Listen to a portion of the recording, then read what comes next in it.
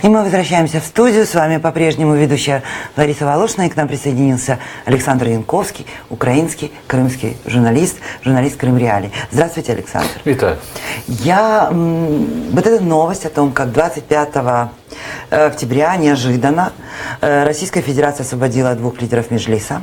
Фактически выдворила их из страны, но в любом случае освободила. Ильми Умерова, Ахтема Чийгоза.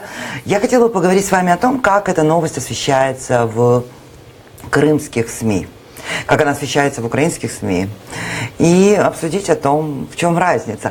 Но перед этим я хотела бы, чтобы наши режиссеры поставили сюжет о том, как происходила встреча узников на территории Украины. А после этого мы продолжим. Воля народу сильніше волі диктатора. Доказом цього є звільнення лідерів кримських татар Ільмі Умерова та Ахтема Чийгоза. Щоб побачити, як вони вступили на вільну Україну після поневолення. До аеропорту Бориспіль зібралися десятки журналістів, родичів та знайомі.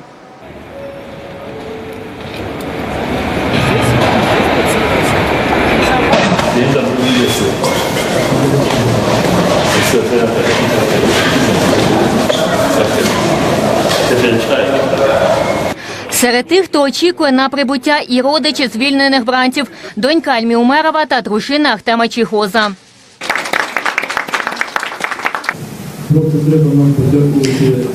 Как-то все так неожиданно, все быстро, поэтому даже не могу даже описать словами свое состояние. Очень волнуюсь и безмерно, ужасно, сильно, очень рада. Тут вариантов уже немного, придется быть здесь рядом с папой, потому что есть там проблемы со здоровьем, ну и как бы нужно все-таки, чтобы семья, тыл был рядом. Мама, я, наверное. Пока не могу об этом говорить, потому что пока ситуация очень непонятная.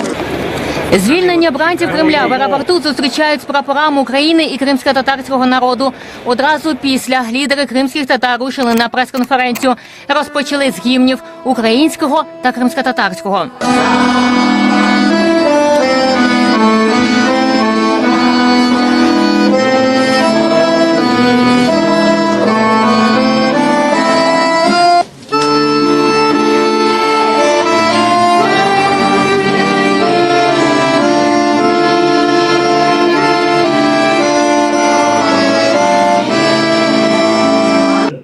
«Ми вдома» – це перші слова Умерова та Чийгоза.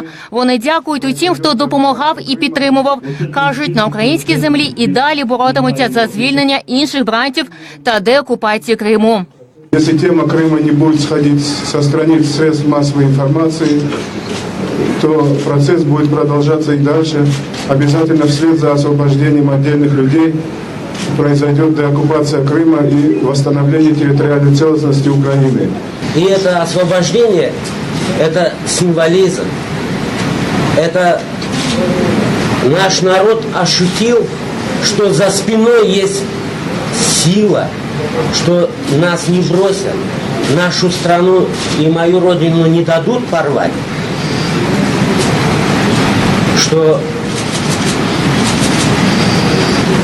украинский народ, он сможет постоять за свою свободу, за свою независимость, что наш президент, он будет отстаивать свободу каждого гражданина. Одне з питань, яке цікавило усіх, чому і на яких умовах Росія погодилася звільнити Ахтема Чийгоза та Ільмі Умерова, відповів на нього лідер кримських татар Мустафа Джемілєв. Все-таки очень большой груз вины Российской Федерации. Они сейчас, видимо, хотят каким-то образом смягчить мировую общественность. Сейчас их дипломаты, их проплаченные депутаты также других стран очень работают над снятием санкций. Зверь, он остается зверем, он идет просто на какие-то тактические шаги. Ничего в политике Российской Федерации не изменилось. Відповідаючи на запитання журналістів про роль у звільненні бранців Муфтія, який співпрацює з окупантами, Ахтем Чийгоз заявив, що той неодноразово змушував інших затриманих обмовляти його в обмін на власну свободу. Личность не как должностное лицо, он марионетка. Ему сказали, напишешь, и напишет. Ему сказали, сделаешь так, он и делал так. Поэтому мне абсолютно это, как вам сказать, не вызывает какого-либо там эмоционального к нему отношения.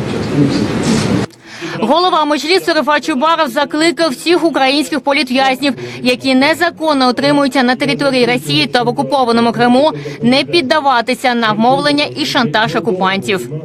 Я хочу сказати одне, і тут я кажу дуже щиро, але не розшифровую. Дуже важливо, хто попадає туди, до російських окупантів, щоб з першого дня вони вели себе гідно, щоб вони не покупалися на умовляння, на шантаж з боку окупантів. І в тих випадках, коли людина не йде на співпрацю з слідчими, її витаскувати легше. Я хотів би, щоб це все знали. Спецоперація так назвав своє і звільнення Ільмі Умерова Ахтем Чийгоз. І до останнього змушували написати прохання про помилування. Вот мои паспорта, которые меня вывозили с России. Справку Но это тоже не одной отметил. Поэтому что это за спецоперация? Обидва лідери кримських татар заявили, обов'язково повернуться на батьківщину в Крим за будь-яку ціну. Ільвіна Сідулаєва, Дарина Іванютінка, Іслам Пінка та Ільдар Ісматов. Заман, АТР. Ну вот, Александр, мы посмотрели, как, в принципе, все украинские СМИ представляли примерно одинаково. Вот так. Ну, це дійсно подія, да? Насправді для українського медіасередовища повернення двох бранців, напевно, варто їх так називати, да? Оскільки вони були заручниками, власне, вони на своїй землі, громадяни своєї держави чомусь опинилися да, під судом іншої держави, яка захопила український півострів Крим.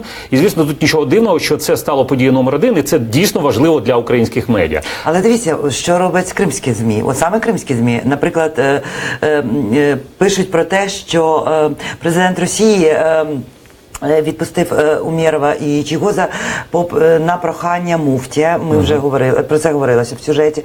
Російський пропагандистський сайт «Політнавігатор» пише про те, що тепер Меджліс має намір посилити діяльність по відторгненню Криму від Росії після того, як до Києва прибули Ахтем Чийгоз і Ільмі Умеров, а передані Україні владою Турції, тобто це так дуже... І вони в якості підтвердження цього твердження, вони наводять слова глави Меджлісу кримськотатарського народу Рифата Чубарова, коли він сказав на конференції в аеропорту, що тепер мої два заступники тут, і ми посилені. От вони, тобто російська пропаганда говорить, що Меджліс просто посилить діяльність. От я хочу зрозуміти. І ще дуже багато пишеться про те, що Путін помилував. Москалькова. Ми не бачили жодного документу, да, де було написано, що Путін помилував, да, і на підставі чого звільнили Ільмі Умєрова і Ахтема Чийгоза. Ну, хтось бачив, навіть адвокат не бачив, да, Микола Полозов не бачив того документа. Скажіть, будь ласка, оце звільнення. Росія намагається зараз використати його для того, щоб підняти престиж муфтія. Для того, щоб пояснити там ласку Путіна, ще щось. До речі, дуже багато говорять про те, що президент Турції фактично домовився з Путіним за це звільнення за рахунок якихось поступок, тобто там Північного потоку чи ще чогось. Росія це розпространяє. Але насправді, от я просто хочу зрозуміти, навіщо вони це роблять? Ну, по-перше, я, знаєте, не бачу такої великої хвилі, такої інформаційної від Росії про звільнення Ахтема Чийгоза і Ільмі Умєрова. Я думаю, через те, що в очах російського керівництва це їхній програш. Да? Вони були змушені звільнити двох українських громадян. Але в Криму є ця новина для Криму. Ну, це є новина, але вона, знаєте, така, вона ж про це ж не говорить пан Аксьонов, да, який призначений туди Путіним керувати. А про це не говорять. Про це говорять, знаєте, там, це ж ту цитату, яку ви зачитали щодо того муфті, да, він запропонував і написав це прохання звільнити. Це ж Бальбек, да, це ж депутат, він таку версію висунув і написав там у Фейсбуці, що це начебто за прохання муфтія та звільнили Ільмі Умєрова і Ахтема Чийгоза. І все. Да? І ми не бачимо жодних офіційних документів, як саме це сталося, як все це відбувалося. Є, знаєте, такі поодинокі, коли нема команди, я так дивлюся за кримськими медіа, вони розгублені і не знають, що робити. В Україні люди знають, люди вільні живуть, в українських медіа працюють вільні журналісти, вони поїхали, зробили репортаж, вони взяли, спромоглися зателефонувати, була прес-конференція, власне, і двох заступників керівників Меджлісу, і потім можна було взяти інші якісь думки, послухати і почути, і навіть зателефонувати до Росії, спитати там, а як так, а там кажуть, ну ми не знаємо, ну щось, знаєте, там буде пізніше. А кримські медіа, от знаєте, ані пари з вуст, так як начебто, тут схопилися за соломинку, тут, да, начебто муфті запросив, там попросив Путіна і так далі. Єдине, що я там прочитав, да, в кримських, ну, в тих кримських так званих медіа, це думку такого придворного політолога, який вже 25 років, чи може більше навіть, да, колишній секретар комуністичної партії з ідеології, пан Форманчук, він озвучив таку версію, що, ну, и знаете, и не очень-то и хотелось, чтобы они тут были, и вообще эта Россия показывает так свою силу, они не представляють ніякого для нас інтересу.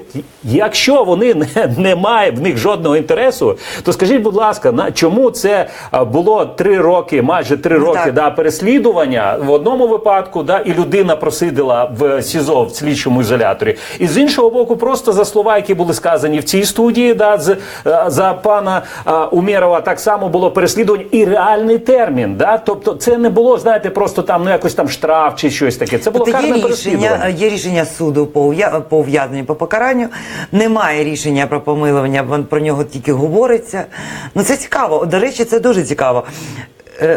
Цей момент Росія сильна, бо вона заарештувала, Росія сильна, бо вона відпустила. Ну, таке пояснення так, але, знаєте, я думаю, що просто на це не звертають дуже багато увагу у так званих федеральних ЗМІ, там, десь там, да, в Росії, оскільки, ну, знаєте, це ж признати, власне, свою слабкість, да, і для того пана Путіна, і для тих, хто там їм...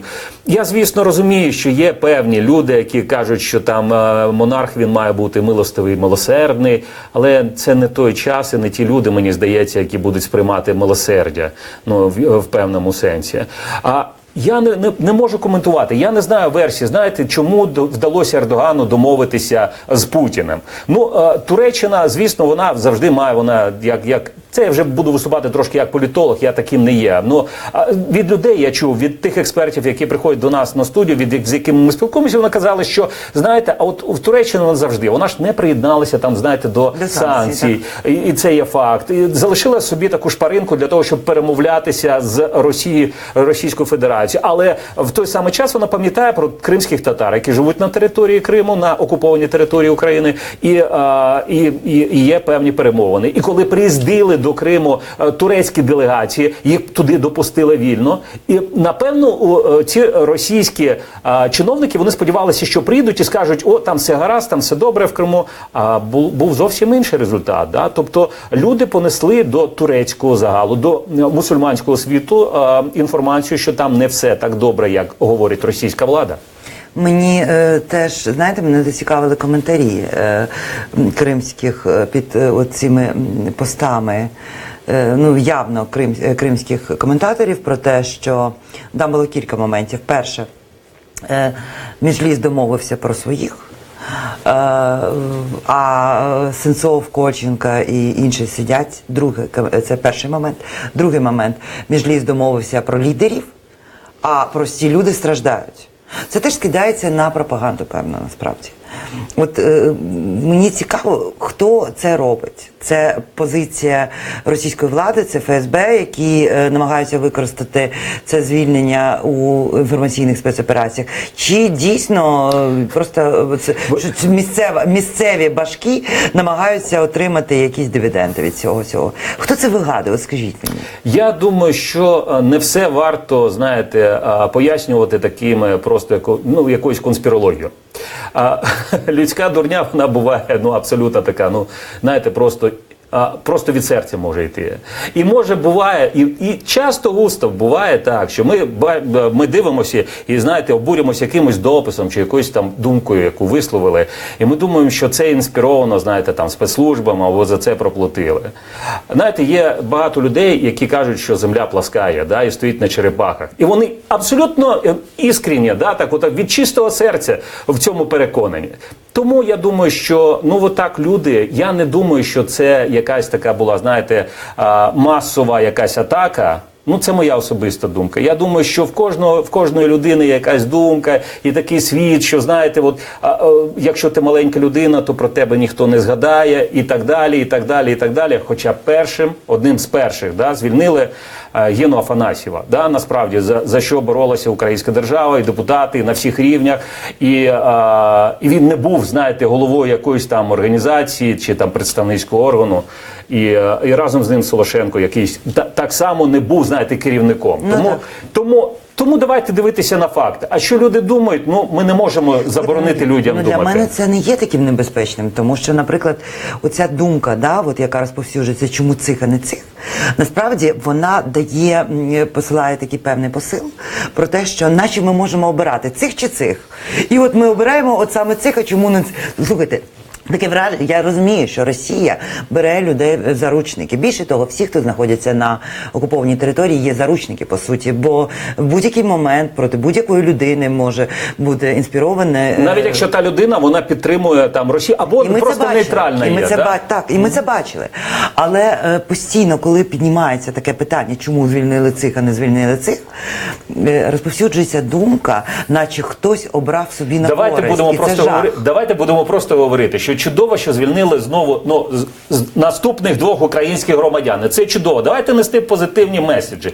Так, звісно, не варто забувати, що там залишаються і в ув'язненні, в тому числі, да, залишаються українські громадяни. І ми, як тут вже сказали, що кожен з 2 мільйонів українських громадян, який проживає зараз на території Криму, навіть якщо він далекий від політики, він так само може в будь-яку мить опинитися за ґратами. Ну, просто, знаєте, якийсь наклеп напише сусід там і прийдуть і знайдуть там, що якщо твоя ділянка сподобалася, або магазин, або щось, або навіть ти просто якесь криве слово сказав. Тому я думаю, що це чудово, що ми отримали, що на волі зараз 2 українських громадян. Це перше. По-друге, з точки зору професійної, це вже як журналіст буду говорити, Ільмі Умєров цікавий от такий експерт щодо місцевого самоврядування, щодо розуміння взагалі тих процесів, які відбуваються в Криму на місцевому рівні. Бо в нас, знаєте, так от в Києві дуже багато таких поверхах, що називається експертів, які знають, що щось там таке, а щоб руками своїми поробити, да, багато років на місцевому рівні. Принаймні, і знати, причому в Криму, де так, це не просто. І знати, як це все влаштовано, це я думаю, що ми тут справді дійсно Меджліс дуже посилений. Да, і я думаю, що не тільки Меджліс, а власне українська держава посилена, і українське медійне експертне середовище посилено, оскільки тепер є людина, от тепер вона зараз в Києві. Я не знаю, які там подальші плани, але я розумію, що це такі, знаєте, джерело інформації, яким варто користуватися і від самої поради журналістам. Щодо Ахтема Чийгоза, то тут, знаєте, це ж знову ж таки людина, яка знає тепер. Вона на волі, і вона знає, як влаштована та система, бо вона була всередині системи, я маю на увазі зараз, я говорю про СІЗО, да, про те, як тиск здійснюється, що пропонується, да, ну так, він же ж сам казав, що йому постійно пропонували напишіть, зізнайтеся там і так далі. Їм проїхати, Ільмі Умєрову і Ахтему Чийгозу, проїхати по європейських країнах і просто розказати. Це теж інформаційні речі. Мені, знаєте, що ще цікаво дуже? Ви, напевно, бачите ці дописи тут, під українськими пабліками, під українськими флажками про те, що от кримські татари, от українці Криму. Є протиставлення. Мені це не подобається. Ми бачили це 20 років в Криму, і ми знаємо, чим це закінчується. І це зараз оця пропаганда, наче кримські татари окремо, українці Криму окремо, вона починає розповсюджуватися тут. Що з цим робити? А з цим робити треба наводити позитивні приклади, да, і дивитися, як працюють, наприклад, наші земляки, скажімо так, да, і кримські татари, і українці, росіяни в різних державних органах влади України. Як вони потерпають від там в Криму, да, в незалежності, що вони кримські татари, чи українці, чи росіяни, наприклад. Да. І це так само стається. Тобто я думаю, що треба нести позитив. Бо, як на мене, знаєте, це дуже такий, дуже... І тут я до всіх, мій заклик такий. Я розумію, що зараз це свято, і це виглядає як перемога, оскільки двоє людей на свободі, але це тільки початок того великого шляху. Я не думаю, що завтра отак просто, знаєте, Путін скаже, все, ми пішли з Криму і вибачте, от вам гроші, власне, якась контрибуція, ми вже пішли. Це тільки початок того великого шляху, який доведеться пройти разом і кримським татарам, і українцям, і росіянам.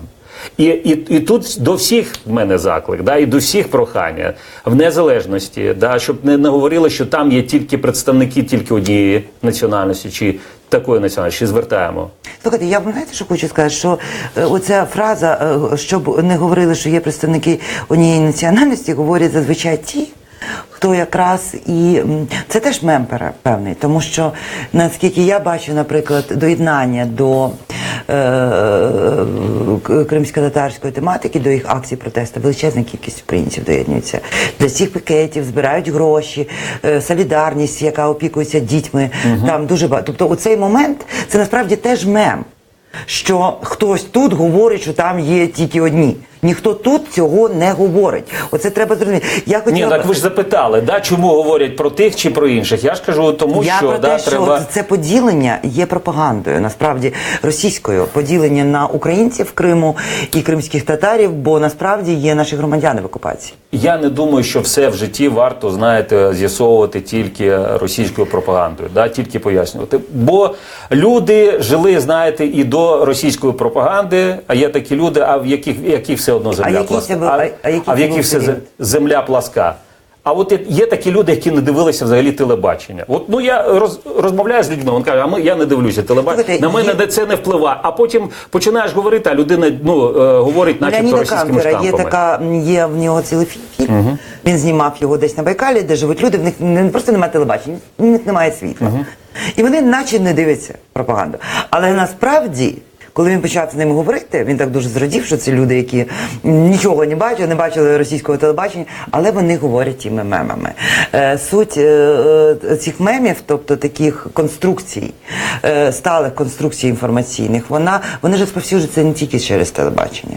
Вони розповсюджуються в особистих бесідах. Ми пам'ятаємо всі ці практики на автобусних зупинках, хтось чутку пустив. Це ж не просто. Ви ж розумієте, ви фахівець, ви бачили, як це розповсюджується в Криму. Так, дивіться, але я просто зараз на цьому тижні говорив з багатьма колегами. І, власне, багато колег згадували там події лютого-березня 2014 року. І вони казали, знаєте, якщо дивитися тоді телевізор, російський чи навіть український, то тоді складалося таке враження, що там, якісь там, знаєте, Мішковщина якась, там 94-го року, якийсь референдум, щось там таке відбувається. Ні в кого не було такого чіткого усвідомлення, що там є російські військові і так далі.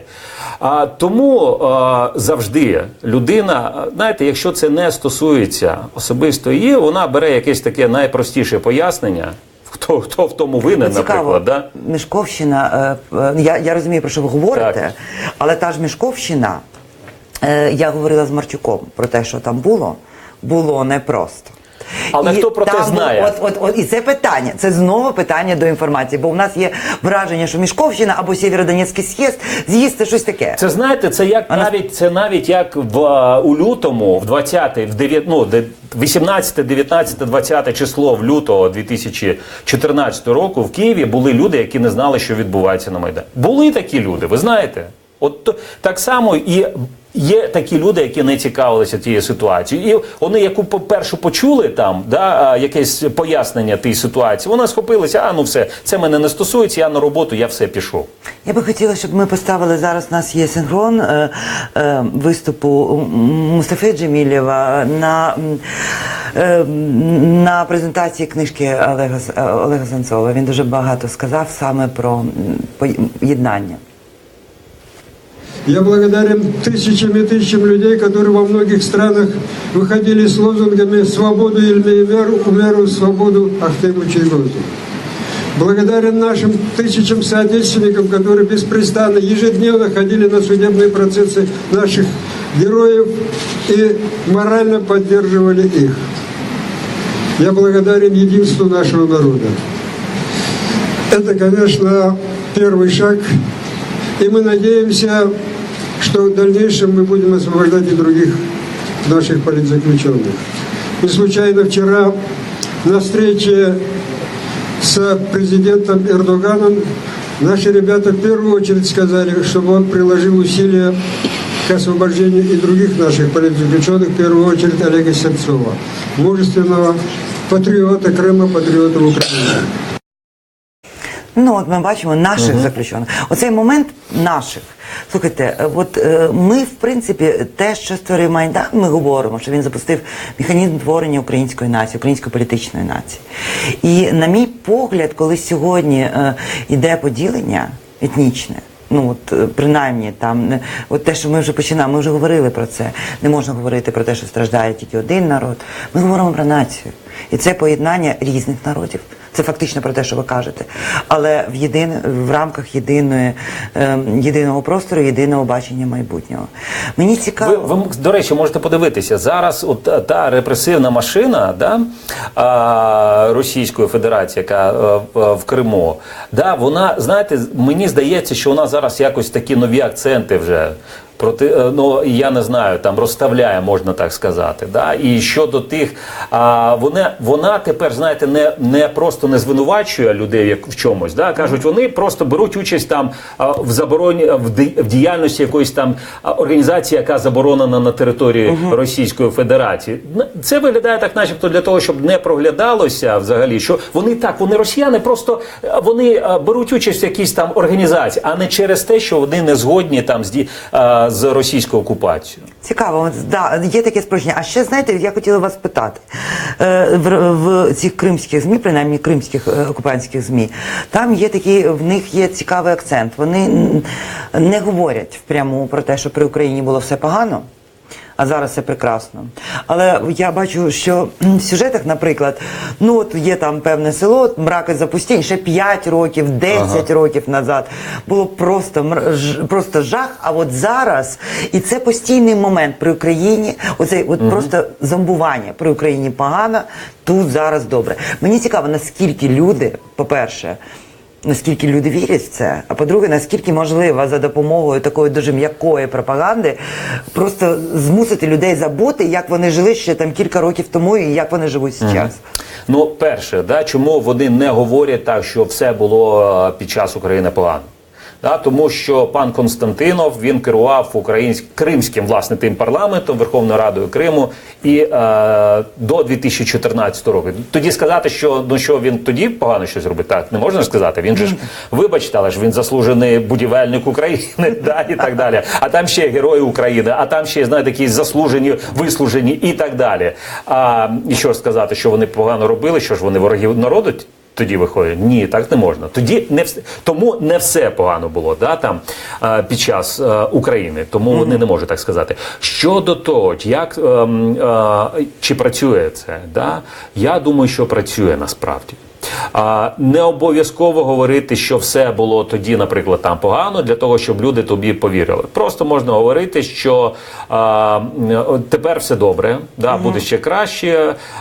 Але якщо ми подивимося, і напевно є певні, знаєте, такі моменти, на які дійсно витрачаються гроші. Наприклад, на дорожнє будівництво. Да? І тут траса Таврида, вона будується, вона розширюється, туди вже там вбухано мільярди грошей, да? Як воно буде далі йти, то вже інше питання. З яких матеріалів воно будується, чи воно довго простоїть, і чи є там щебінь, які, да, такі.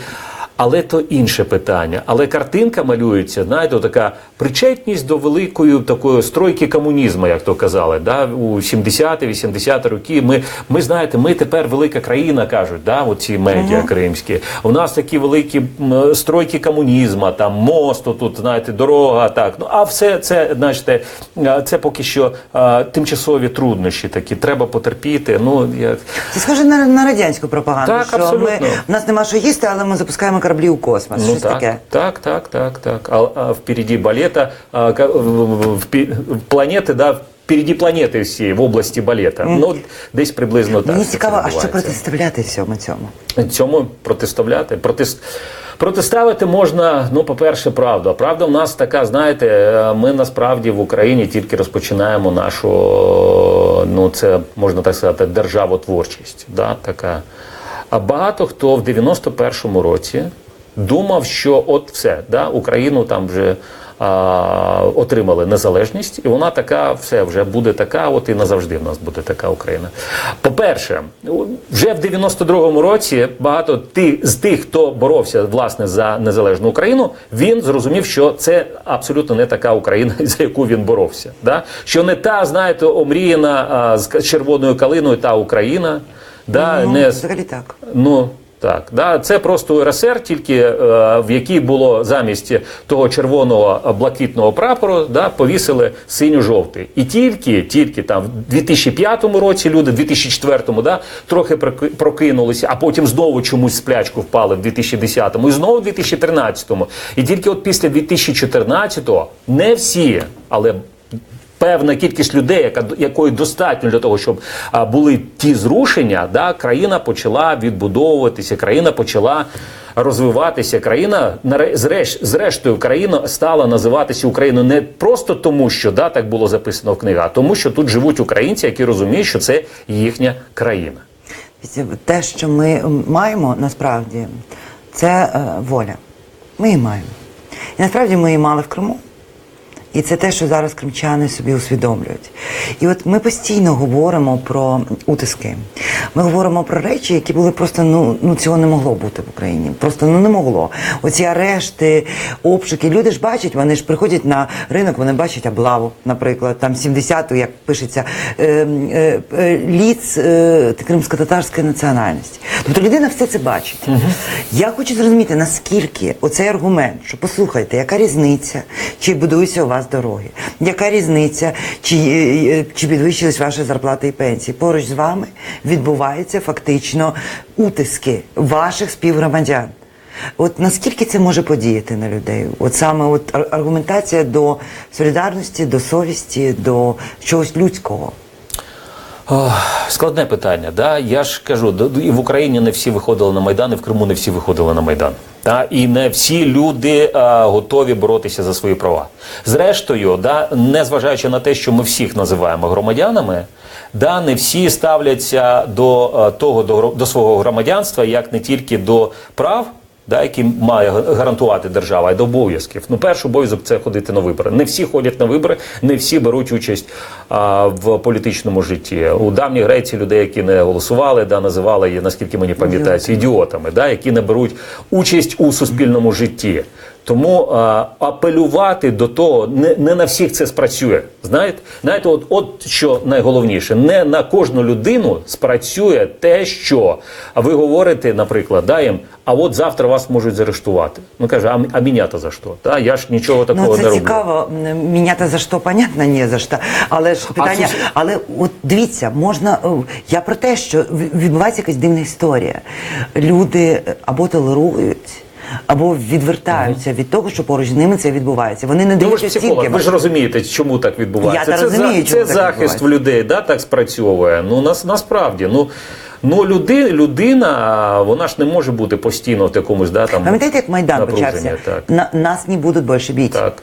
Оцей момент, побили дітей, люди, просто це чужі були діти, але це ж було щось особисте. Але що таке в Криму може бути особисте? Але ту дилему можуть вирішувати по-різному. Ну, а хтось каже, а нас будуть, і нехай.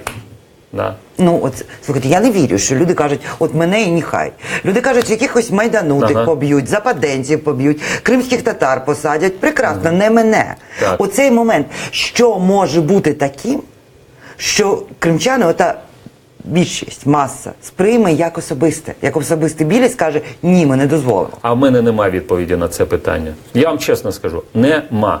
Да? Оскільки вся 25 років тих виборів, які відбувалися на території Криму, ну не 25, 23, да? Там 22 роки вибори відбувалися, кожного разу перемагали люди, які йшли не з якимись такими, знаєте, раціональними гаслами, а щось таке там проти НАТО і таке щось далеке. Це глупство, якого не було в реальності. Абсолютно, да, там не дозволимо там чобіт українською, там американський чобіт, щоб по святої руській землі топтався, ну і так далі. Ну і перемагали, знаєте, як не дивно, то перемагали. Я не знаю, що може статися. Я думаю, що тут насправді багато хто каже, що нема місця в сучасному світі якісь ідеології, там просто треба, щоб люди просто жили, ходили там на роботу, сплачували податки і всі жили. Може і так, да? Але є інші країни, які так не вважають, які вважають, що, наприклад, там України не має існувати. Ну, і ми знаємо, да, що це величайша трагедія 20 века, як сказав керівник Росії. Ну, Цитата величайшого подонка, да, начала 21 века. І так само ж він, я думаю, що він так само може думати і про Білорусь, і про Латвію, про Литву, і про Естонію, і про Польщу, зрештою, може він так думати. У нас залишається дуже мало часу, а я все ж таки хотіла б вас спитати. От ви дуже слушно зауважили про те, як виглядало кримське суспільство і за що воно голосувало. За якісь дивні і раціональні меми, яких не було в реальності. Є такий дослідник французький Поль Реньяр, і він досліджував умственні епідемії.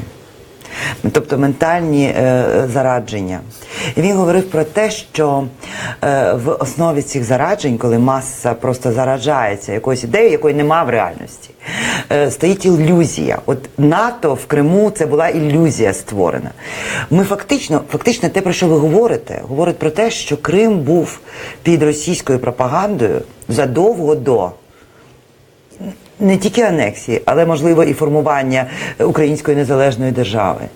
І, на ваш погляд, наскільки посильна оця завдання посильне змінити це? От те, що ми кажемо, достукатися до людей. Знаєте, якби я знав відповідь на це. Для себе я знайшов відповідь на це питання. Я виріс в російськомовній родині. Да, в мене ніхто не говорив українською. Я вивчив мову з підручника, але цікавився тим зі школи. І власне, чим мене зацікавили українці? Так, ми етнічні українці, але вже ніхто не говорив в Криму українською. Волею, да? Такою, знаєте, особистою волею, що нема для тебе царя такого, якийсь вирішує щось за тебе, що ти сам, кожен з українців, він вирішує, що він буде робити в своєму житті, він сам буде жити своє життя. От запрошую таких людей. Дуже слушно, слухайте. І насправді це схоже на кримських татарів, вони теж не були рабами. Ніколи. Оцей момент воля, прагнення до волі, запрошення до волі. Подякуємо нашому гостеві Олександру Янковському за дуже цікаву бесіду, запрошення до волі. Це і є, насправді, запрошення до українського світу, який сьогодні бореться не на життя, а на смерть світом російським, з руським міром. Не перемикайтеся, ми повернемося буквально через кілька хвилин і продовжимо нашу розмову. У нас в гостях будуть два політологи, Ольга Курносова і Володимир Цибулько, і ми продовжимо говорити про звільнення Ільмі Умєрова і Ахтема Чийгоза і про те значення, яке ця подія має для України.